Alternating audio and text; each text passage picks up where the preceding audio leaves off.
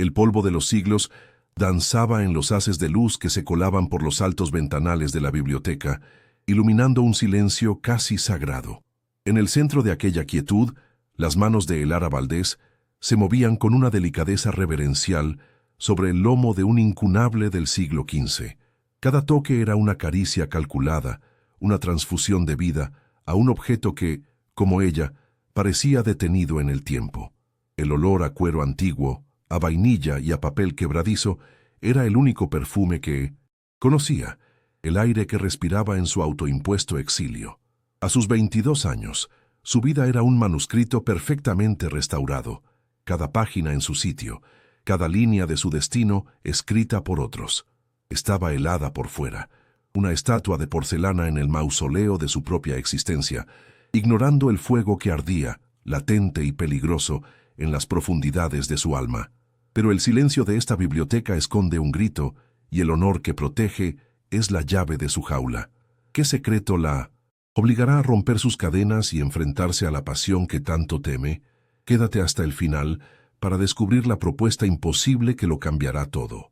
Mientras tanto, suscríbete a nuestro canal para no perderte ni un solo capítulo de esta intensa historia y déjanos un comentario contándonos qué sacrificarías tú por salvar a tu familia. Tu opinión es muy importante para nosotros y nos encanta leer cada una de vuestras teorías. Su nombre era Elara Valdés y su profesión era una metáfora de su ser restauradora de pasados ajenos porque carecía de un futuro propio. Su virginidad no era una elección romántica, sino un escudo forjado por el miedo y el deber, un símbolo de pureza intocable que la mantenía a salvo del caos de las emociones, de la vulnerabilidad que observaba con pavor en el mundo exterior. Era la última pieza intacta del linaje de los Valdés, una joya que debía ser entregada impoluta a su prometido. Su cuerpo era un templo cerrado, y su corazón una reliquia que nadie había intentado profanar. Vivía en un estado de contención perpetua, cada gesto medido, cada palabra silenciada antes de nacer, convencida de que el control era su única forma de supervivencia en un mundo que la había diseñado para obedecer. La mansión familiar, enclavada en el corazón de una Sevilla aristocrática y decadente, era su prisión dorada. Sus muros, que un día resumaron poder y opulencia, ahora sudaban humedad y olvido. Los tapices descoloridos narraban glorias pasadas que ya no pertenecían a nadie, y los muebles cubiertos por sábanas blancas parecían fantasmas esperando un funeral. Cada crujido del parqué era un lamento por la ruina inminente. Solo la biblioteca se mantenía como un santuario, su refugio personal contra la asfixiante realidad de su destino. Allí, entre miles de volúmenes que contenían todas las vidas que ella nunca viviría, Elara podía respirar. El resto de la casa era un recordatorio constante de su jaula, una estructura magnífica por fuera, pero hueca y en ruinas por dentro, exactamente igual que ella. La raíz de su sumisión se hundía en la memoria febril de su madre en su lecho de muerte. Recordaba el apretón débil pero insistente de su mano, los ojos vidriosos suplicándole una promesa que sellaría su vida para siempre. Preserva nuestro honor, Elara. Cásate con el hombre que hemos elegido para ti. Sé la hija que siempre debiste ser. Aquellas palabras se convirtieron en su evangelio, en un mandato sagrado que no se atrevía a cuestionar. Deber se transformó en su identidad y el sacrificio en su única virtud. Cumplir esa promesa era la forma de mantener vivo el amor de una madre que, incluso desde la tumba, controlaba cada uno de sus pasos, ahogando cualquier atisbo de rebelión bajo el pesado manto de la culpa y la lealtad filial. Su futuro tenía un nombre, Javier, un hombre de buena familia, de sonrisa fácil y mirada vacía, que la observaba no como a una mujer, sino como a un adorno valioso que añadir a su colección.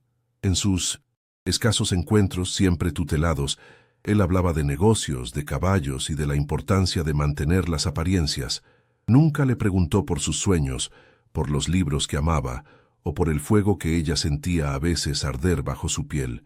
Para él, Elara era un contrato, una fusión de apellidos para apuntalar un estatus social que se desmoronaba. Ella sería su esposa trofeo, la guardiana de su hogar y la madre de sus herederos. Una caligrafía perfecta, sí, pero sin alma, destinada a una vida de silencios compartidos y frías sábanas de hilo. Sin embargo, en la quietud de su taller, mientras sus dedos trazaban las letras doradas de un texto prohibido, sentía una punzada de anhelo. A través de la ventana, veía la vida bullir en las calles de Sevilla. Las risas, las discusiones apasionadas, las parejas que se rozaban las manos con una naturalidad que a ella le parecía de otro universo. Un universo de colores vibrantes frente a su existencia en sepia. Se preguntaba cómo sería sentir el tacto de un hombre no por deber, sino por un deseo irrefrenable. ¿Cómo sería gritar sus verdades en lugar de tragárselas? Este anhelo era su secreto más oscuro, una llama traicionera que mantenía sofocada bajo capas de recato y obediencia, aterrorizada de que un día pudiera escapar y consumir su mundo de cenizas. Una tarde, mientras el sol teñía de naranja los tejados de la ciudad, un sonido inusual rompió la monotonía de la mansión. No era el cartero habitual ni el repartidor de provisiones. Era el rugido de un motor potente y lujoso, un sonido ajeno y depredador que se detuvo bruscamente frente a la verja oxidada de la propiedad.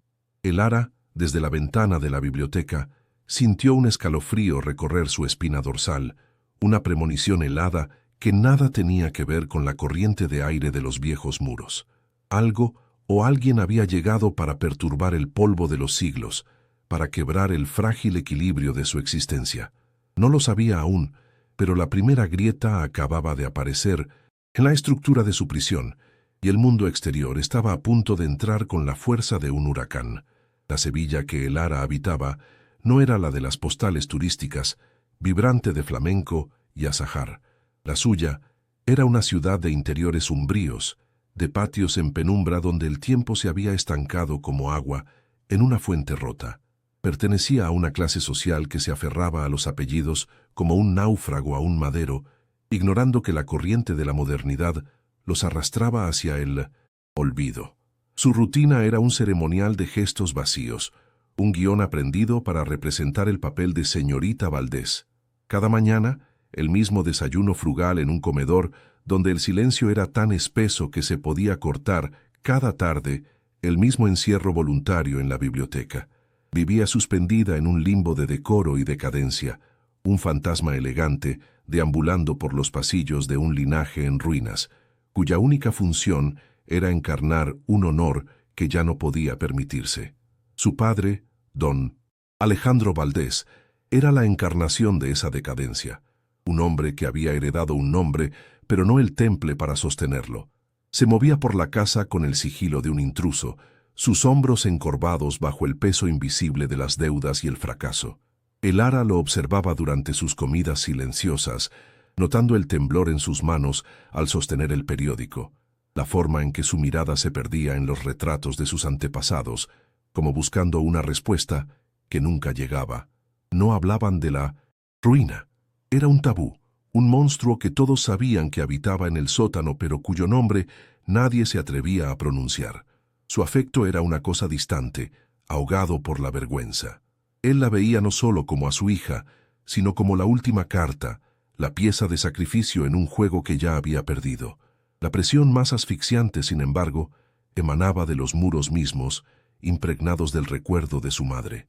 Un gran retrato al óleo presidía el salón principal, y el ara sentía sus ojos pintados seguirla con una vigilancia perpetua. Aquella promesa en su lecho de muerte se había convertido en un yugo, una deuda emocional impagable.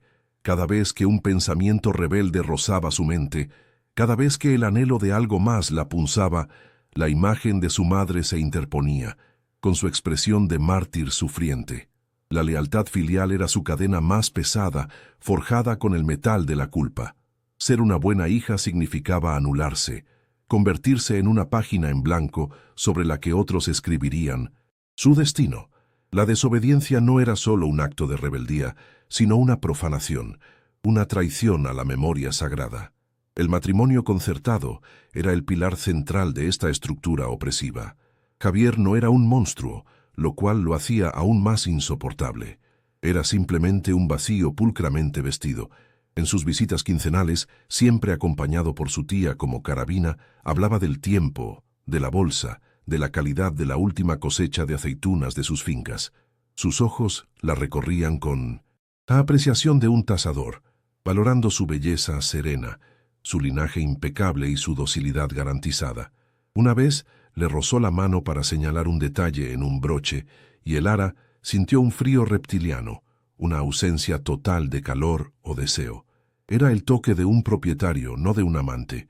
Sabía que con él su vida sería una sucesión de días idénticos, una existencia cómoda, respetable y completamente muerta por dentro. La rutina de Elara estaba diseñada para mantenerla aislada, para evitar cualquier contaminación del mundo exterior. No tenía amigas, solo conocidas de familias similares con las que intercambiaba cumplidos vacíos en eventos sociales a los que acudía obligada. Su única salida era el taller de restauración, pero incluso allí, su jefe, un hombre mayor y amigo de su padre, la trataba con una condescendencia protectora, asignándole siempre los trabajos más delicados y menos desafiantes. Era una muñeca de porcelana que todos se esforzaban por mantener en su vitrina, salvo de grietas y polvo. Este aislamiento forzoso había agudizado su mundo interior, pero también la había dejado indefensa, sin herramientas para entender o enfrentar la brutalidad de las emociones reales, convirtiendo su timidez en una armadura y su ignorancia en un escudo. La evidencia de su prisión se materializaba en los detalles más pequeños: la ropa que vestía, siempre de colores neutros, cuellos altos y faldas por debajo de la rodilla, elegida por su tía para proyectar una imagen de modestia intachable. Los libros que le permitían leer, evitando cualquier novela que pudiera perturbar su sensibilidad. Las conversaciones que se interrumpían bruscamente cuando ella entraba en una habitación, como si la verdad del desastre financiero fuera un lenguaje demasiado soez para sus oídos puros. Vivía en una realidad cuidadosamente editada, una versión censurada de la vida construida para prepararla para su único propósito: ser una esposa digna. Cada una de estas reglas no escritas era un barrote más en su jaula, invisible pero inquebrantable, forjado con el amor protector que se había convertido en su veneno. Una mañana, el sonido de una discusión contenida se filtró desde el despacho de su padre. Elara, que pasaba por el pasillo, se detuvo con el corazón encogido. Reconoció la voz de su padre, tensa y quebrada, y otra voz, más dura y anónima, pronunciando palabras como embargo, plazo final y desahucio. El monstruo del sótano había subido las escaleras. Por primera vez, la amenaza abstracta de la ruina adquirió una forma concreta y aterradora. La mansión, su refugio y su prisión, podía serles arrebatada. El pánico la invadió, un pánico frío y paralizante. Comprendió que el sacrificio que se esperaba de ella no era solo para mantener un estatus, sino para sobrevivir. La boda con Javier ya no era una cuestión de honor, sino el único dique que podía contener la inundación que amenazaba con ahogarlos a todos. Esa misma tarde, mientras restauraba un ejemplar de Cumbres Borrascosas, sus dedos se detuvieron sobre un pasaje. Catherine gritando su amor salvaje por Heathcliff, un amor que era fuego, locura y destrucción. Elara sintió una sacudida, un eco de esa pasión prohibida en algún rincón olvidado de su propia alma. ¿Qué se sentiría al amar así, con una fuerza que desafiara al mundo, que quemara todas las convenciones? Por un instante, se permitió odiar su propia mansedumbre, su obediencia cobarde. Se imaginó gritando, rompiendo algo, huyendo en mitad de la noche. La fantasía fue tan vívida y aterradora que cerró el libro de golpe, como si las palabras pudieran quemarle las manos. El fuego interior, que siempre había mantenido bajo control, amenazó con convertirse en un incendio, y el miedo a su propia capacidad para sentir la consumió. La llegada de una modista a la mansión, enviada por la familia de Javier, fue la materialización de su sentencia.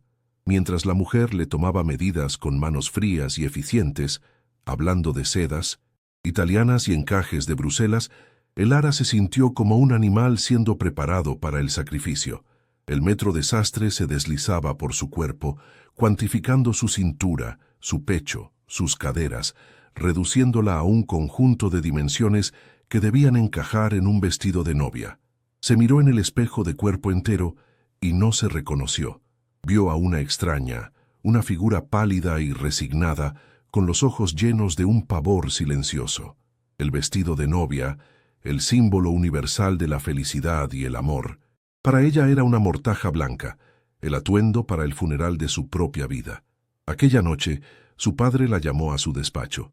El aire estaba cargado de olor a brandy y desesperación. No la miró a los ojos cuando habló. Con la voz rota, le confirmó lo que ella ya temía. La boda era su única salvación. Javier ha accedido a liquidar todas nuestras deudas como parte del acuerdo matrimonial, dijo, y la palabra acuerdo resonó en la habitación con la frialdad de un contrato de compraventa. Tu madre estaría orgullosa de ti, Elara. Estás salvando el honor de esta familia. Le estaba entregando el peso del mundo, disfrazándolo de bendición. Elara permaneció inmóvil, sintiendo cómo la última puerta de escape se cerraba con un golpe sordo. Estaba atrapada no por muros de piedra, sino por el amor, el deber y la culpa, y en esa quietud el recuerdo del rugido de aquel coche desconocido volvió a su mente, ya no como una premonición, sino como el sonido distante de un destino alternativo y terrible. El hombre que entró en el salón no caminó, sino que se adueñó del espacio con cada paso. El sonido de sus zapatos italianos sobre el mármol gastado era una profanación, un ritmo moderno y seguro que aplastaba el silencio de siglos. Vestía un traje de un azul tan oscuro que parecía negro, cortado con una precisión quirúrgica que gritaba poder y dinero.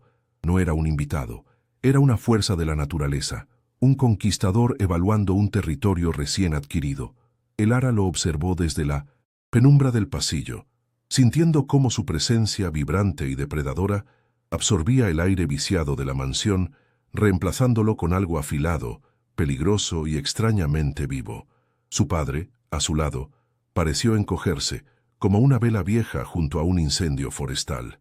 Aquel hombre no pertenecía a su mundo de sombras y decadencia, había venido a demolerlo. No era su belleza lo que impactaba, aunque poseía unos rasgos angulosos y duros que resultaban magnéticos. Era la autoridad implacable que emanaba de él, la certeza de un hombre que nunca había tenido que pedir permiso para nada. Sus ojos, de un gris tormentoso, parecían capaces de despojar a las personas de sus máscaras, de leer sus miedos más profundos. Se movía con una economía de gestos que denotaba un control absoluto, una calma letal.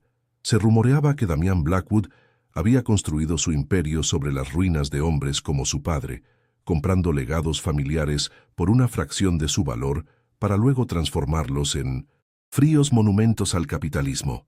Era el lobo a las puertas de un rebaño moribundo y su mirada no contenía piedad, solo un propósito gélido. Elara observó desde el umbral de la biblioteca, oculta tras una pesada cortina de terciopelo raído, cómo su padre tartamudeaba explicaciones que a Damián Blackwood no le interesaban.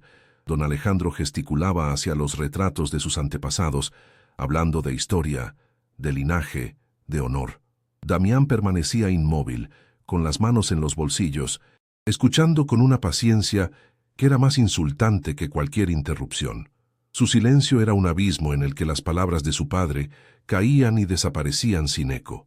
La estructura es sólida, pero requiere una inversión considerable, dijo Damián finalmente, y su voz, grave y sin inflexiones, no hablaba de un hogar sino de un activo. Redujo siglos de historia a una línea en un balance de cuentas, y Elara sintió una oleada de odio impotente. Un torbellino de emociones contradictorias la sacudió. Odiaba a ese hombre por su arrogancia, por la forma en que humillaba a su padre sin levantar la voz, por la amenaza que representaba para su único refugio. Pero bajo el odio, algo más oscuro y prohibido se agitaba, una fascinación repulsiva. Veía en él una fuerza que ella jamás había conocido, una libertad brutal para tomar lo que deseaba sin pedir disculpas. Él era la antítesis de su existencia contenida, un grito en su mundo de susurros. Mientras su padre se deshacía en excusas, Elara no podía apartar la vista de Damián, sintiéndose atraída por el peligro que irradiaba como un insecto nocturno hacia una llama que sabe que lo consumirá. Era el miedo a lo desconocido, mezclado con un anhelo secreto de que algo, cualquier cosa, rompiera la monotonía. Y entonces, como si sintiera el peso de su mirada, sus ojos la encontraron. El tiempo se suspendió en el haz de polvo iluminado que los separaba. La expresión de Damián no cambió, pero Elara sintió que la había visto de verdad, no como a una sombra en el pasillo, sino como a una pieza inesperada en el tablero.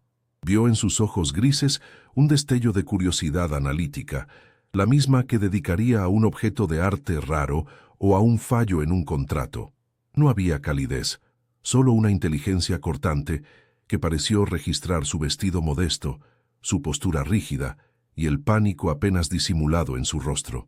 Por un instante se sintió completamente transparente, expuesta en su fragilidad, y un escalofrío la recorrió, una mezcla de terror y una extraña electrizante validación.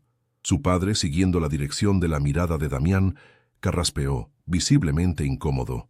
«Mi hija Elara», murmuró, como si se disculpara por su presencia.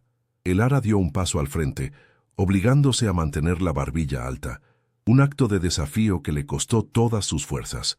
Damián Blackwood apenas inclinó la cabeza, un gesto tan mínimo que podría haber sido una ilusión. No extendió la mano, no pronunció su nombre, la reconoció y la descartó en el mismo instante, volviendo su atención a los detalles arquitectónicos del techo. Para Elara, esa omisión fue más impactante que cualquier grosería. Era una declaración de poder, un recordatorio sutil de que ella era un detalle insignificante en la transacción que estaba a punto de devorar su vida, y la humillación prendió una chispa de rabia en su interior. «Quiero ver la biblioteca», declaró Damián, sin dirigir la frase a nadie en particular. Era una orden, no una petición. Se movió hacia la puerta donde Elara aún permanecía paralizada, y ella tuvo que retroceder para no ser arrollada por su presencia. Él entró en su santuario, y el cambio en la atmósfera fue inmediato y violento. El olor a cuero viejo y papel pareció retroceder ante su colonia, una fragancia cara y masculina con notas de sándalo y algo metálico. Su energía moderna y vibrante era una profanación en aquel espacio sagrado de silencio y quietud. Observó las estanterías que llegaban hasta el techo, no con la reverencia de un erudito, sino con la mirada calculadora de un tasador, y Elara sintió la necesidad visceral de proteger sus libros de él, de su pragmatismo profano. Una colección impresionante. Algunos de estos volúmenes podrían alcanzar un precio considerable en una subasta, comentó, pasando un dedo por el lomo de un incunable sin mirarlo realmente. Sus palabras la hirieron como si la hubiera abofeteado. La rabia superó a su timidez. «No son solo activos, señor Blackwood. Son almas. Contienen las voces de personas que vivieron, amaron y sufrieron», respondió ella, y su propia voz sonó más firme de lo que esperaba, aunque delataba un ligero temblor. Él se giró lentamente hacia ella, y por primera vez vio una chispa de interés genuino en sus ojos grises. La había subestimado, no había esperado resistencia, y menos aún de aquella figura de porcelana que parecía a punto de romperse.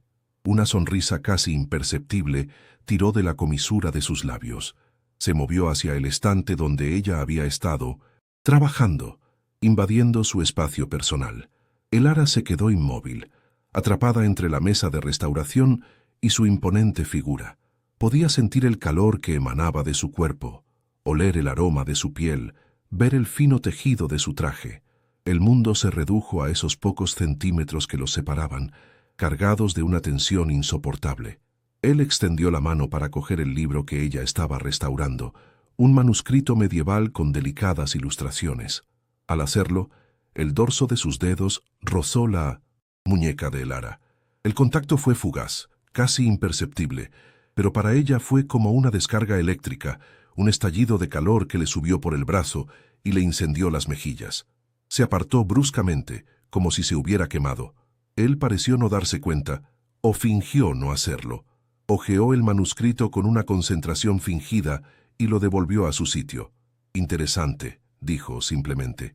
Luego, sin una palabra más, se dio la vuelta y salió de la biblioteca, dejando a Elara con el corazón desbocado y la piel ardiendo en el punto exacto donde la había tocado. Se quedó sola, pero el silencio ya no era el mismo.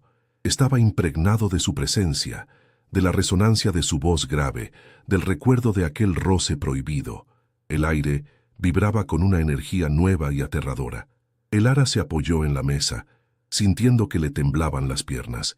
El bárbaro no solo había entrado en su casa, había prendido una mecha en la oscuridad de su alma, y ella, por primera vez en su vida, temió el incendio que se avecinaba. Los días que siguieron a aquel primer encuentro se convirtieron en una tortura exquisita.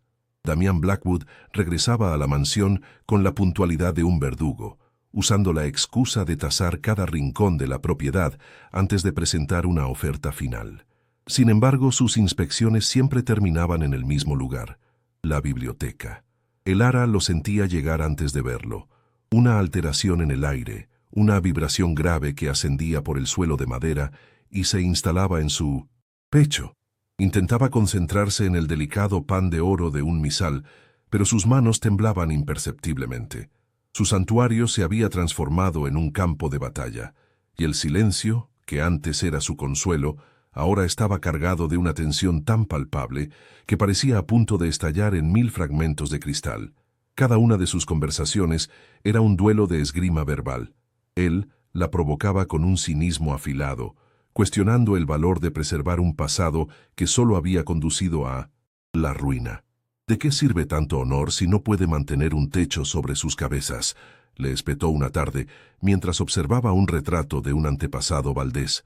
Elara, en lugar de amedrentarse, sintió una oleada de fuego defensivo. Hay cosas que su dinero no puede comprar, señor Blackwood. La memoria, la dignidad, el alma de un lugar. Él la miraba con una intensidad que la desnudaba. Sus ojos grises, buscando una grieta en su armadura de compostura. Disfrutaba de su resistencia, de la pasión, que se encendía en sus mejillas. Estaba acostumbrado a la sumisión, y la silenciosa fuerza de Elara era un enigma que lo intrigaba contra su voluntad. Una tarde, mientras él examinaba una sección de filosofía, sus dedos se detuvieron sobre un volumen gastado de Séneca. Elara notó un cambio casi imperceptible en su postura, un endurecimiento de su mandíbula, una sombra que cruzó su mirada por una fracción de segundo. Fue un atisbo fugaz de una herida profunda, una visión del hombre que se ocultaba tras la máscara del depredador implacable. En ese instante, comprendió que su frialdad no era una ausencia de sentimiento, sino un escudo forjado con el mismo dolor y la misma soledad que ella conocía tan bien, aunque de una forma distinta. La revelación la desarmó. Odiarlo era sencillo, comprenderlo era peligroso, porque la comprensión era el primer paso hacia una empatía que no podía permitirse sentir por el hombre destinado a destruirla. La presencia de Damián en su vida cotidiana creó una disonancia insoportable. Cada noche, al sentarse a la mesa con su padre, el silencio era más pesado, cargado con la presencia invisible del hombre que los tenía en sus manos. Luego llegaban las visitas de Javier, con su sonrisa insulsa y sus conversaciones sobre el tiempo. Elara lo escuchaba hablar de los preparativos de la boda, de la lista de invitados, y sentía un vértigo de irrealidad. Comparaba la mano blanda y húmeda de Javier, que a veces intentaba tomar la suya, con el recuerdo del roce ardiente de Damián. El contraste era devastador. Javier representaba su deber, una vida segura, predecible y vacía. Damián era el abismo, un caos de sensaciones prohibidas que por primera vez la hacían sentir desesperadamente viva. Damián encontró sobre un escritorio una muestra de caligrafía para las invitaciones de boda. El nombre de Elara Valdés unido al de Javier de la Torre en una elegante cursiva. No dijo nada, pero Elara vio cómo su mirada se clavaba en el papel, como un músculo se tensaba en su mejilla. El aire se enfrió notablemente. «¿Así que la reliquia ya tiene dueño?», preguntó con una voz suave y venenosa, sin apartar la vista de la invitación. La palabra reliquia la golpeó con la fuerza de un látigo, pero fue el desdén en su tono lo que más la hirió. Había una nota de algo que podría haber sido decepción, o tal vez simple desprecio por la transacción que representaba. Ella no supo qué responder, sintiéndose avergonzada de un destino que no había elegido y al mismo tiempo furiosa por tener que dar explicaciones. Impulsada por una rebeldía que no sabía que poseía, al día siguiente, Elara se soltó el pelo. Siempre lo llevaba recogido en un moño severo, un peinado que hablaba de contención y modestia. Dejar que sus largos mechones castaños cayeran sobre sus hombros fue un acto de desafío pequeño pero sísmico. Fue un gesto para sí misma, una forma de reclamar una parte de su identidad que había mantenido oculta. Cuando Damián entró en la biblioteca, se detuvo en el umbral, su mirada recorriendo el cambio en su apariencia. No sonrió, pero sus ojos grises brillaron con una apreciación depredadora que le erizó la piel. «El desorden le sienta bien, señorita Valdés», dijo, y la ambigüedad de sus palabras, entre el insulto y el cumplido, la dejó sin aliento. La tensión alcanzó un punto de no retorno una tarde lluviosa. Buscaban un mismo atlas en una estantería alta y estrecha. Al estirar ambos los brazos, sus cuerpos quedaron atrapados en el reducido espacio. Elara quedó aprisionada entre la estantería y el cuerpo duro y cálido de Damián. Su respiración se atascó en su garganta. Podía oler su perfume, una mezcla de sándalo, cuero y la esencia única de su piel. Sintió el calor de su pecho contra su espalda, el roce de su muslo contra el suyo. El tiempo se detuvo. El mundo exterior, con su lluvia y sus deudas, desapareció. Solo existía aquel espacio electrificado, la conciencia abrumadora de sus cuerpos y el latido desbocado de su propio corazón, que resonaba en sus oídos como un tambor de guerra, anunciando una rendición inminente. Damián permaneció inmóvil un segundo más de lo necesario, un segundo que se estiró hasta la eternidad. Elara sintió su aliento cálido cerca de su nuca y un escalofrío la recorrió de pies a cabeza. Era una proximidad tan íntima, tan cargada de potencial, que resultaba a la vez aterradora y embriagadora. Él podía haberse apartado al instante, pero no lo hizo. Estaba poniéndola a prueba, desafiándola a reaccionar, a admitir el efecto que tenía sobre ella. Finalmente, con una lentitud deliberada, cogió el libro y retrocedió, rompiendo el contacto. Elara se apoyó contra la estantería, sintiendo las piernas débiles, el cuerpo vibrando por el contacto perdido. Ninguno de los dos dijo una palabra, pero el silencio que quedó entre ellos era más elocuente que cualquier confesión, lleno de un deseo tan denso que casi se podía tocar. Él la observaba trabajar con una intensidad que la quemaba. Se sentaba en un sillón de cuero al otro lado de la habitación, fingiendo leer un informe, pero ella sentía sus ojos fijos en ella, siguiendo cada movimiento de sus manos mientras limpiaba el lomo de un libro o suturaba una página rota. Su mirada era una caricia invasiva, un estudio minucioso que la hacía sentir vulnerable y, extrañamente, poderosa. Se sentía vista de una manera que Javier nunca la había mirado. Damián no veía a la dócil señorita Valdés, la futura esposa trofeo. Veía a la mujer que se escondía debajo, a la prisionera que anhelaba la libertad, y en su mirada había una comprensión oscura que la atraía y la aterrorizaba a partes iguales, porque parecía conocer el fuego que ella misma apenas se atrevía a reconocer.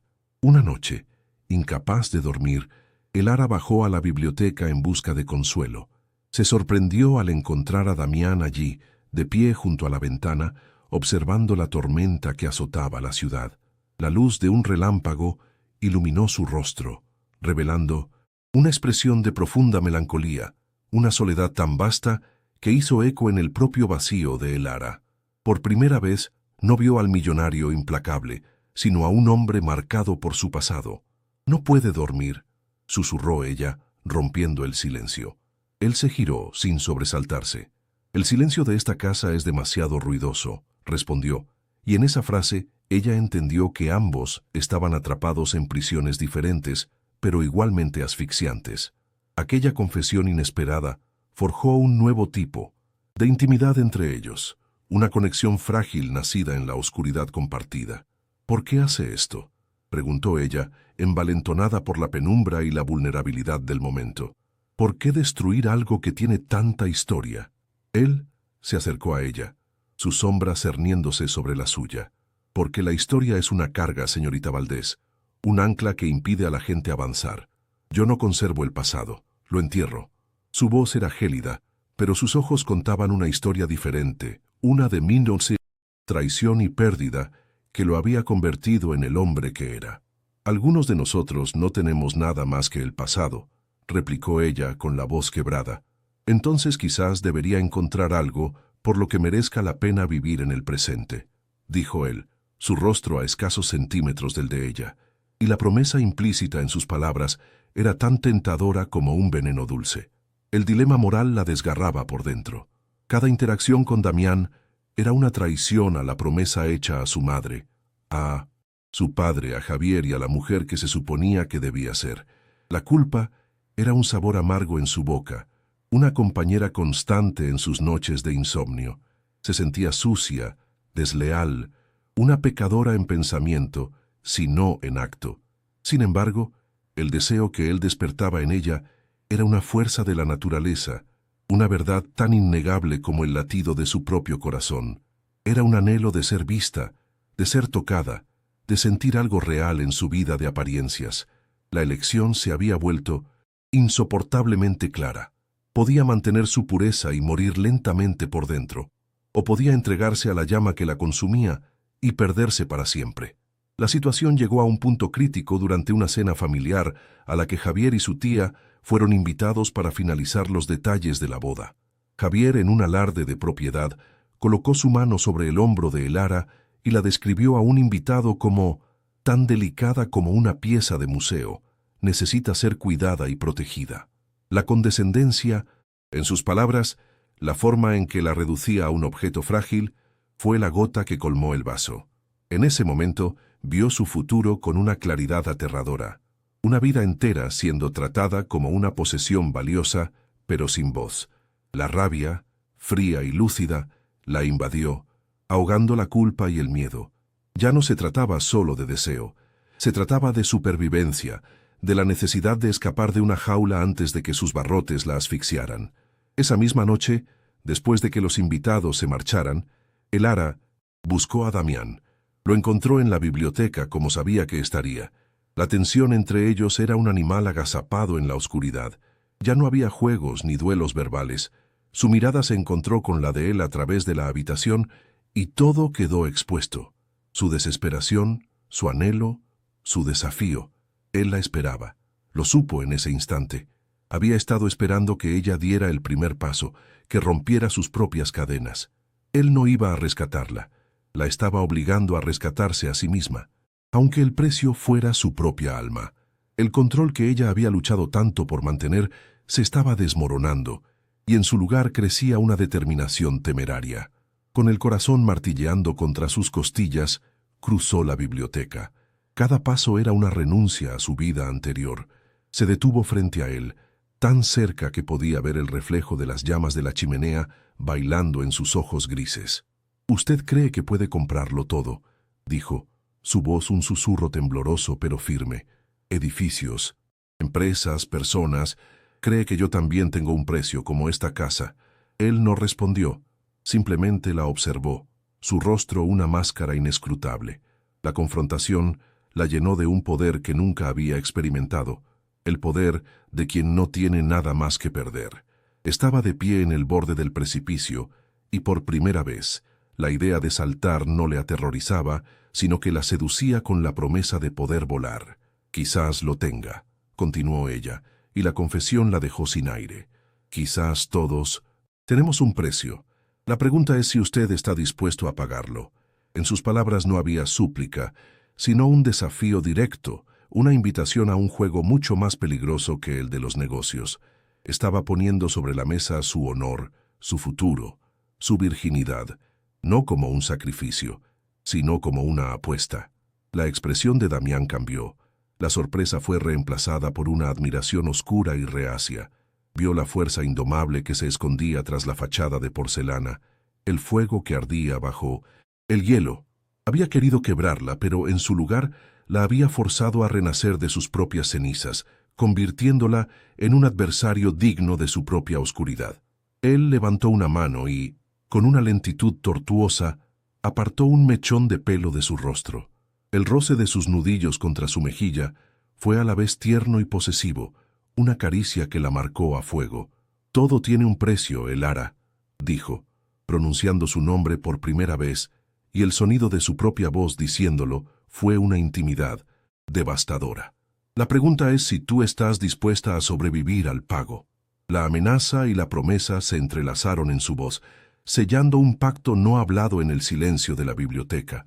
El dilema había terminado. La elección estaba hecha. Ya no luchaba contra el deseo.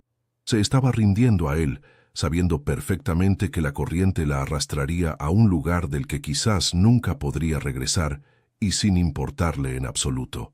El pacto tácito, sellado en el silencio cargado de la biblioteca, la dejó temblando en la soledad de su habitación.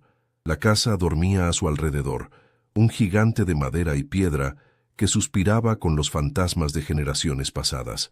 Cada crujido del viento contra los postigos era un susurro de advertencia, cada sombra danzante en la pared, la silueta de su madre decepcionada.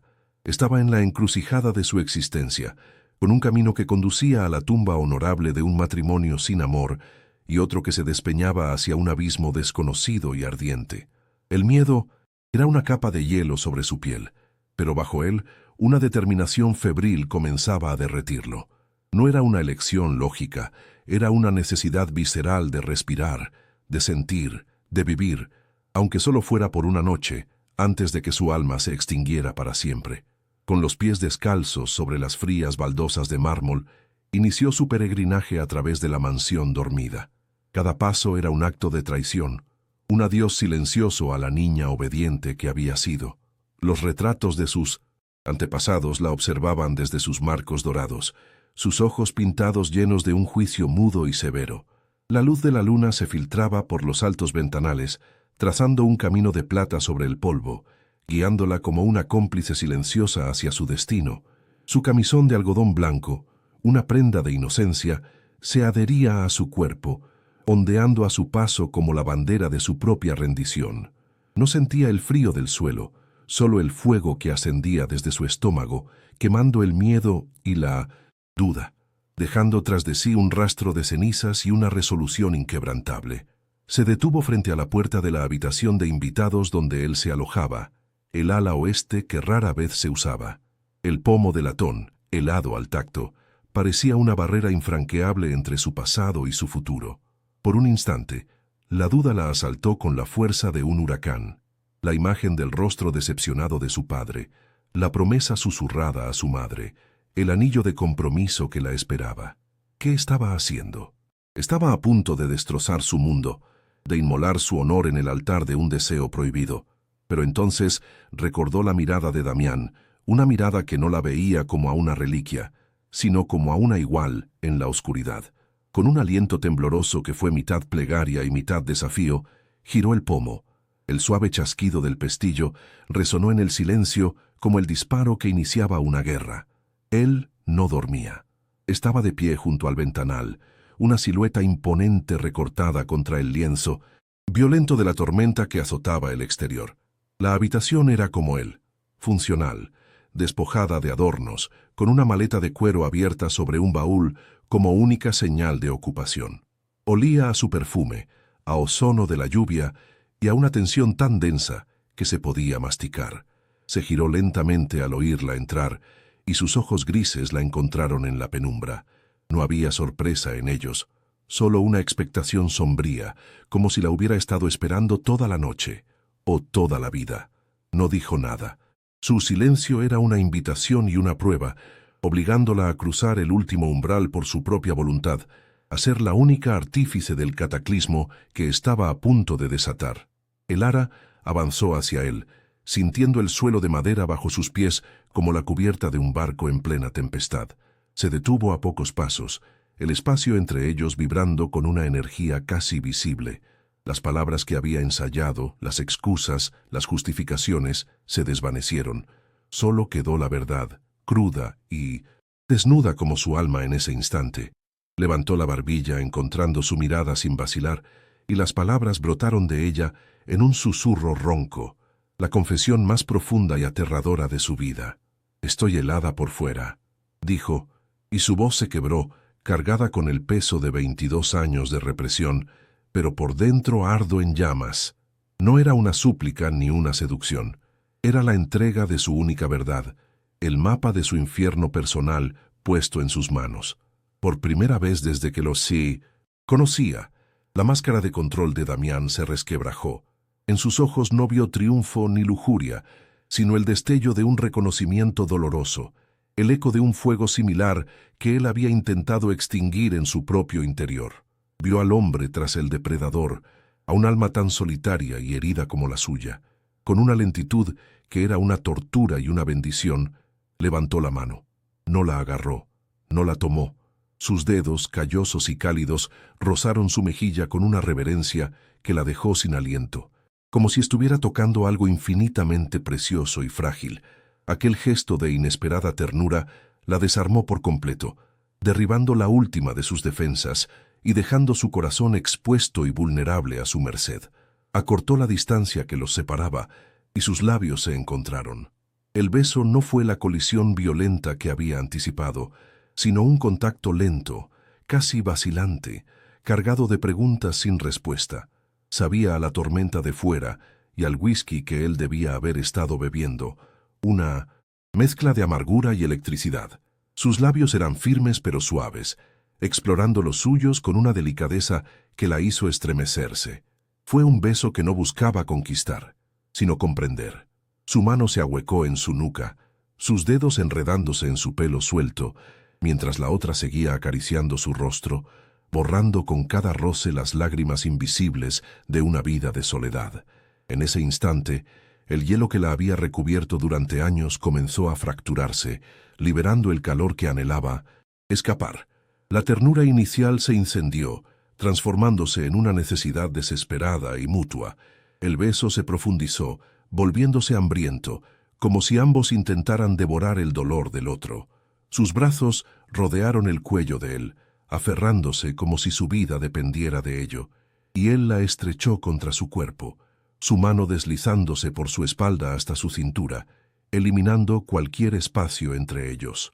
Pudo sentir la dureza de su pecho, el latido atronador de su corazón contra el suyo, la prueba irrefutable de que aquello era real. El fuego que había confesado ya no era una metáfora, era una conflagración que la consumía por completo, quemando el pasado, el deber y la culpa, dejando solo la abrumadora sensación de estar viva, por fin, en los brazos del único hombre que había visto las llamas en su interior.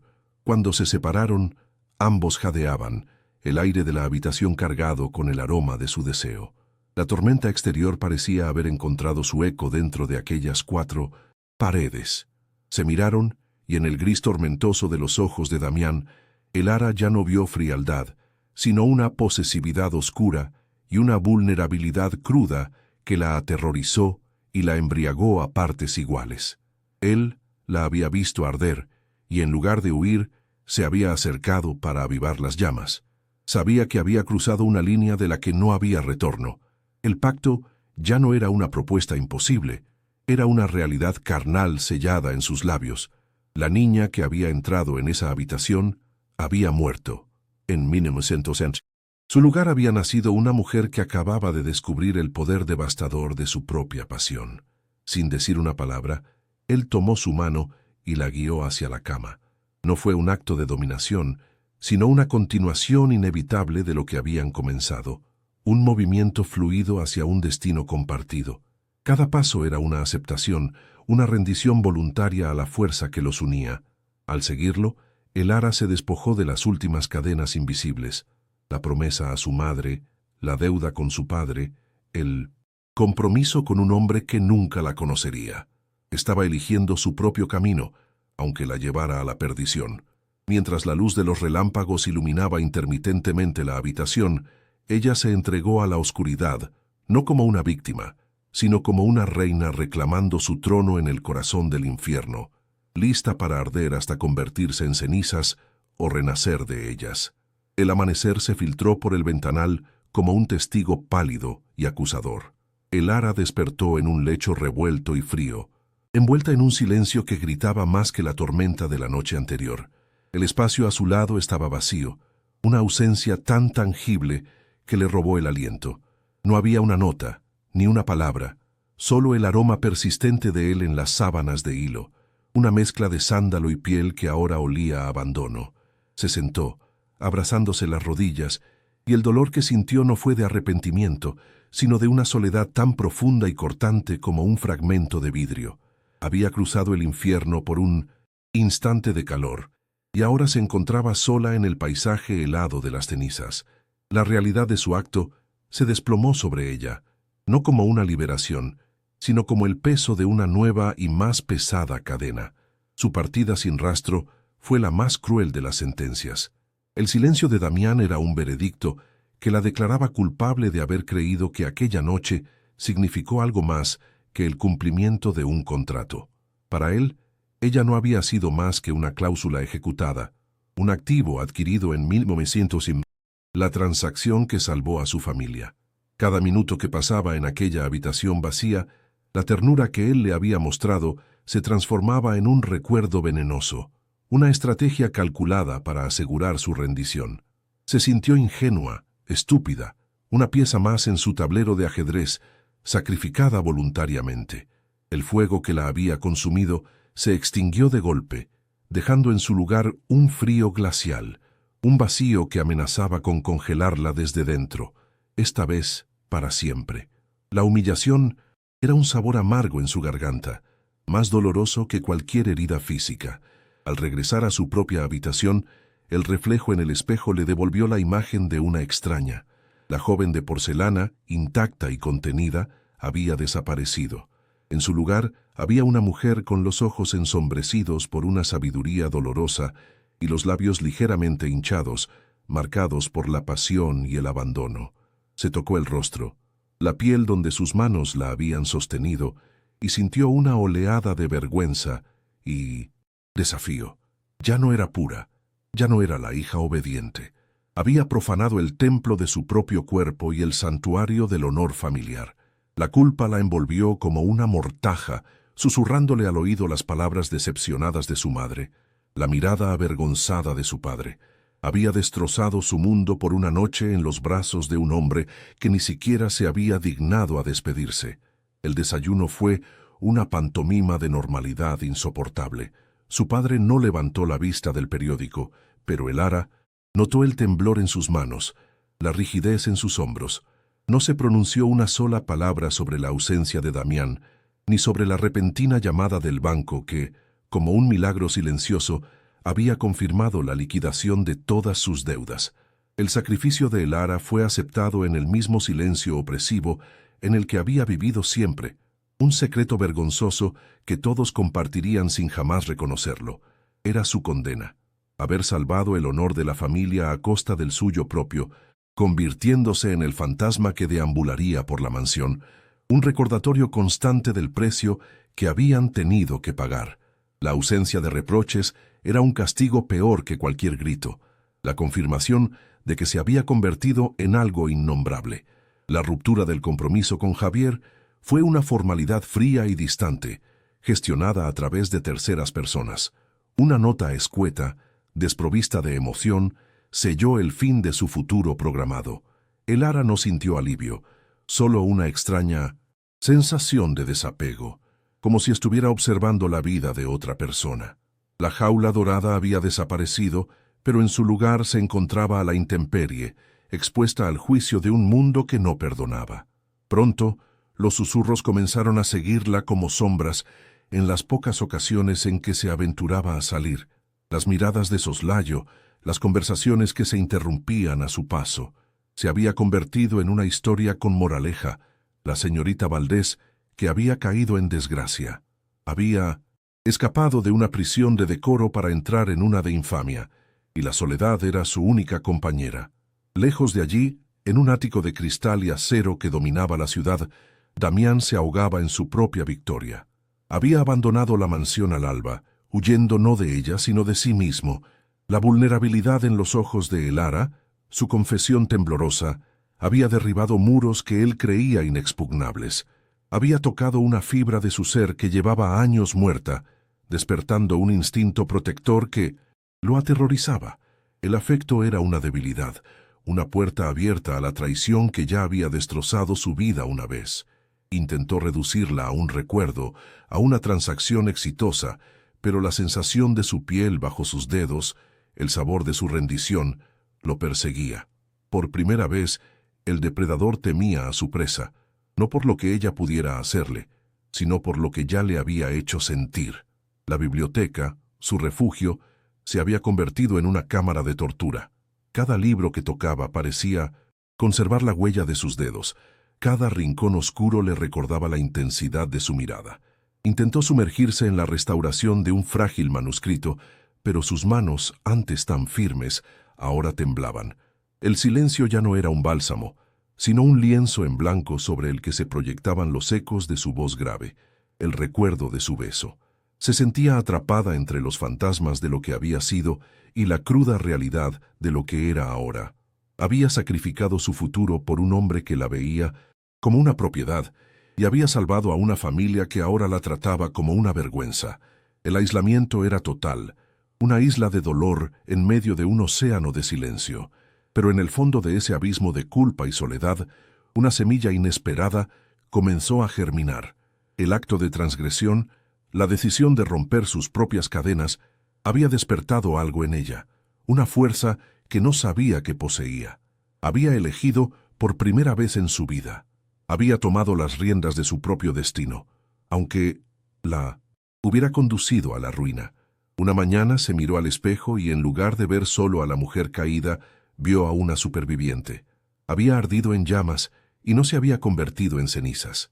El miedo seguía allí, pero ahora estaba mezclado con una extraña sensación de poder. La conciencia de su propia capacidad para soportar el dolor y seguir en pie. La sumisión había muerto en aquella habitación. En su lugar, nacía una resiliencia forjada en el fuego.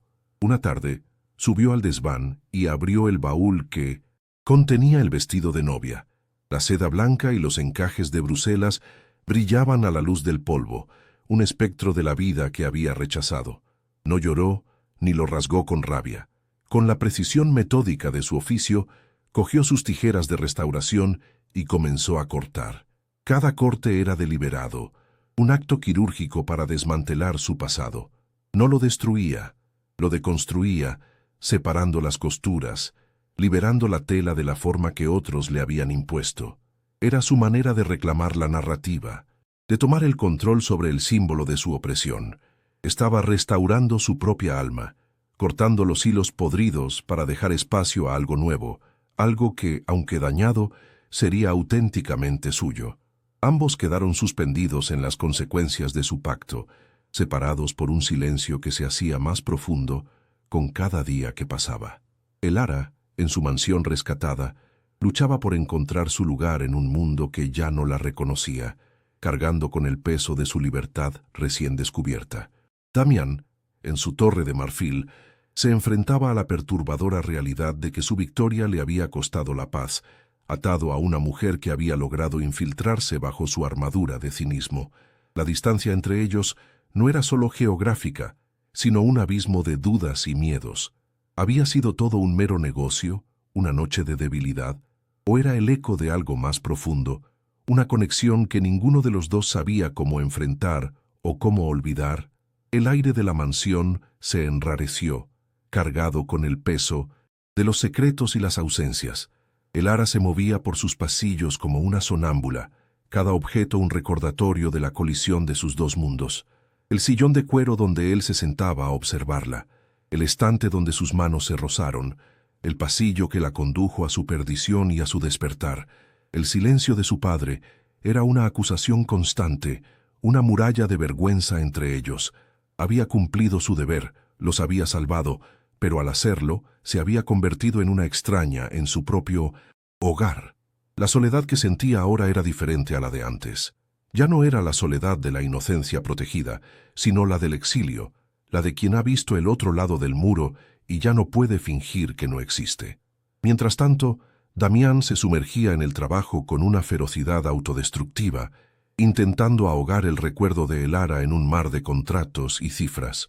Pero ella se había convertido en un fantasma persistente que se colaba en sus reuniones, en sus noches de insomnio.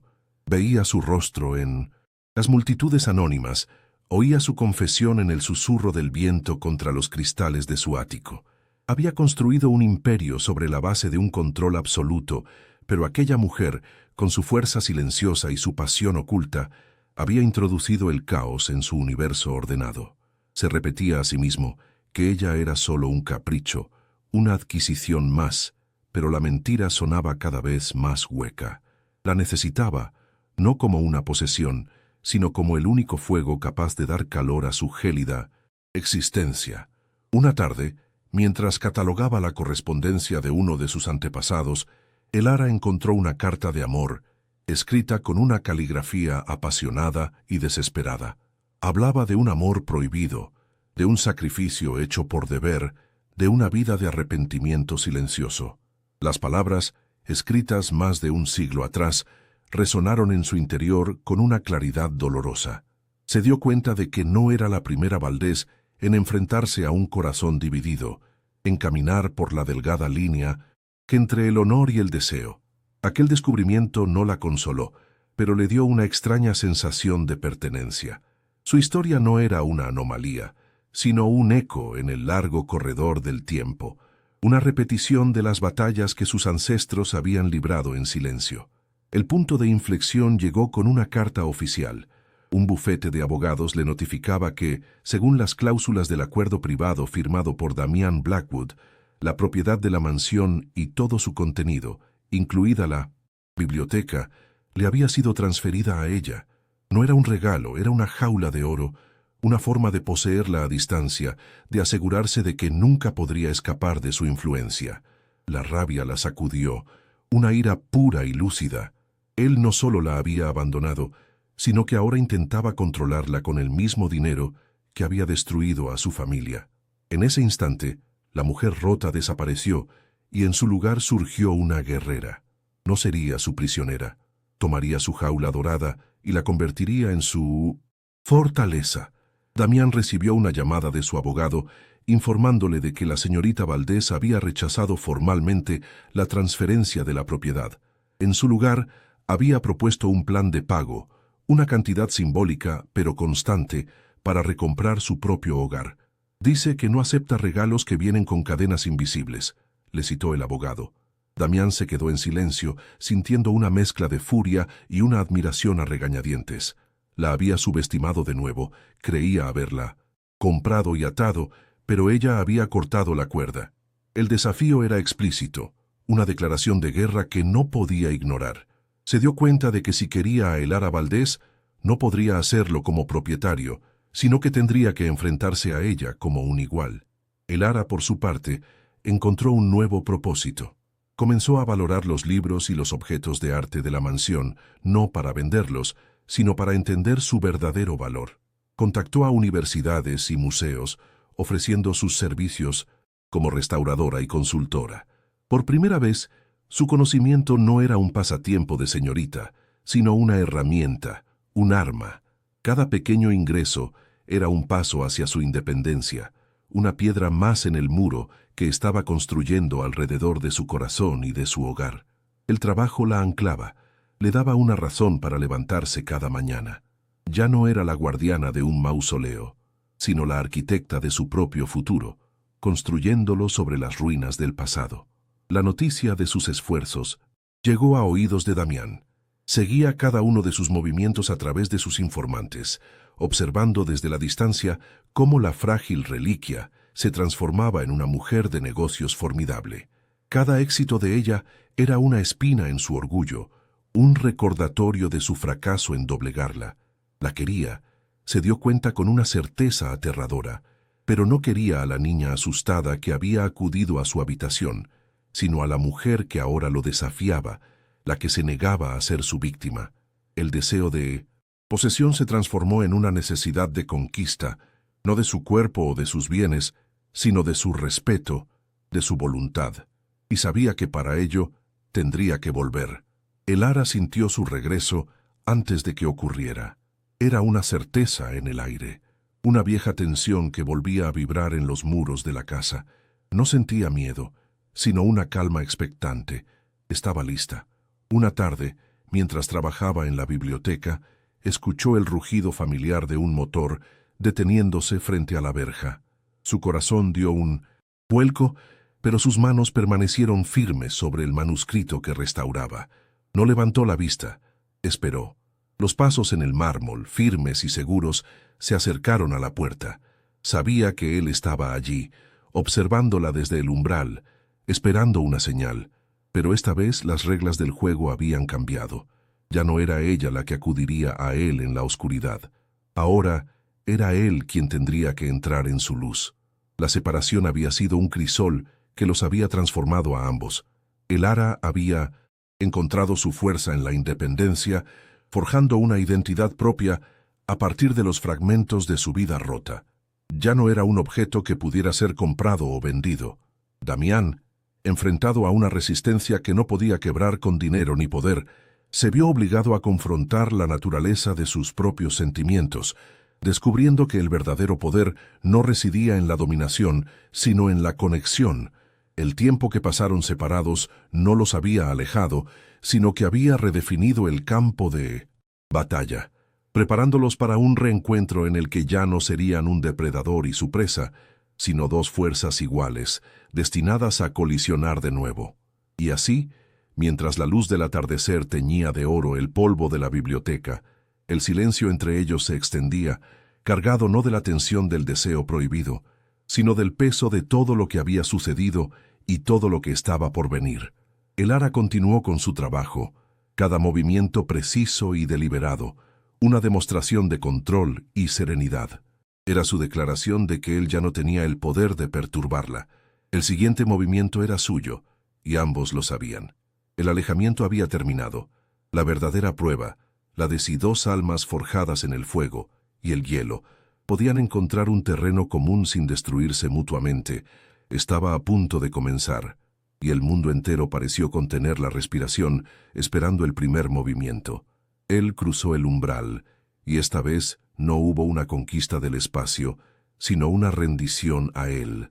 Cada paso sobre el mármol resonaba con una vacilación que el Ara nunca le había conocido, el sonido de un hombre que entraba en un territorio sagrado sabiendo que ya no le pertenecía por derecho de conquista, sino por una gracia que aún no le había sido concedida. El traje impecable parecía fuera de lugar, una armadura demasiado rígida para la frágil santidad de la biblioteca. Se detuvo a varios metros de su mesa de trabajo, en el mismo haz de luz dorada donde una vez se encontraron sus miradas por primeras vez. El Ara, sintiendo el peso de su presencia, levantó la vista lentamente. Sus ojos ya no albergaban el pánico de una sierva acorralada, sino la calma serena de una reina en su propio dominio. El silencio que se instaló entre ellos no era una ausencia de sonido, sino una conversación completa, cargada con el peso de la noche que compartieron y de los días que los separaron. «He recibido su propuesta», dijo él, y su voz, aunque grave y profunda como siempre, carecía del filo autoritario. Sonaba extraña, casi desnuda, despojada de la arrogancia que era su escudo. No se refería al plan de pago como una ofensa a su poder, sino como un hecho consumado que venía a discutir. El Ara inclinó ligeramente la cabeza, un gesto que no era de sumisión, sino de reconocimiento. «Era la única propuesta aceptable», respondió ella, su voz clara y firme, sin un atisbo del temblor que antes la delataba. Cada palabra era una afirmación de su nueva identidad, una declaración de que los días de transacciones, silenciosas y sacrificios impuestos, habían terminado. El espacio entre ellos, antes un campo de batalla de tensión sexual y poder, se había convertido en una tierra de nadie, un lugar donde las viejas reglas ya no aplicaban y las nuevas aún estaban por escribirse. Damián avanzó otro paso, sus ojos grises fijos en las manos de ella, que descansaban sobre un manuscrito dañado por el agua. Vio los instrumentos delicados, el pegamento, los finos hilos de sutura. No miraba la escena con el desdén del destructor, sino con una curiosidad nueva, casi reverencial. Pasé mi vida demoliendo pasados, convencido de que las ruinas solo servían para construir algo nuevo y más fuerte sobre ellas, confesó, y la admisión le costó visiblemente. Nunca consideré que algunas cosas rotas no necesitan ser demolidas, sino restauradas con paciencia, que su valor no reside en lo que fueron, sino en la belleza de su supervivencia.